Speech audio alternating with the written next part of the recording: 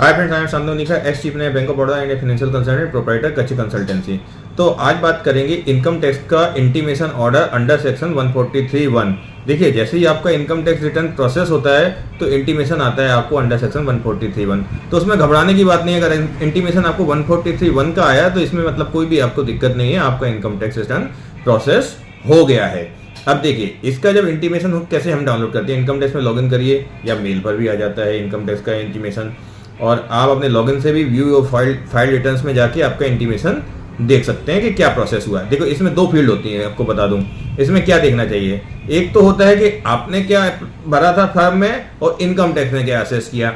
देखो, अगर सारी फील्ड सेम होगी तो अगर आपका रिफंड आता होगा तो रिफंड आ जाएगा, अगर कोई पास्ट की डिमांड एडजस्ट करके रिफंड देना होगा तो वो हो जाएगा, और अगर कोई नई डिमांड आई होगी तो वो भी आ जाएगी 143(1) में।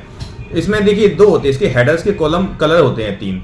आपको ग्रीन आता है, ब्लू आता है और रेड आता है। अगर रेड कलर आ गया तो समझ लो आपकी डिमांड आ गई, आपको पैसा भरना है असेसमेंट में, ठीक है। और अगर आपका ब्लू आया तो नो रिफंड नो डिमांड, आपने जैसा भरा वैसा प्रोसेस हो गया। अगर ग्रीन आया तो मतलब आपका रिफंड के साथ आया। अब आपको क्या करना है, जब इसको डाउनलोड करेंगे तो इसमें आपको कॉलम वाइज मैच करना है कि आपने इनकम टैक्स रिटर्न फाइलिंग के टाइम पे क्या इन्फॉर्मेशन दी थी और प्रोसेसिंग के टाइम पर क्या इन्फॉर्मेशन रही।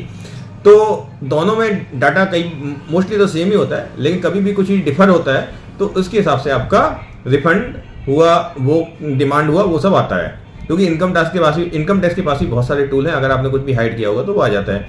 तो आपको 143(1) से घबराने की जरूरत नहीं है, उसको आराम से देखिए, एक बार देख लीजिए, क्योंकि उसी से आपको अंदाजा आएगा डिमांड है रिफंड है। ट्यूशन से ये बताता है कि आपने जो इनकम टैक्स रिटर्न फाइल किया वो प्रोसेस हो गया है।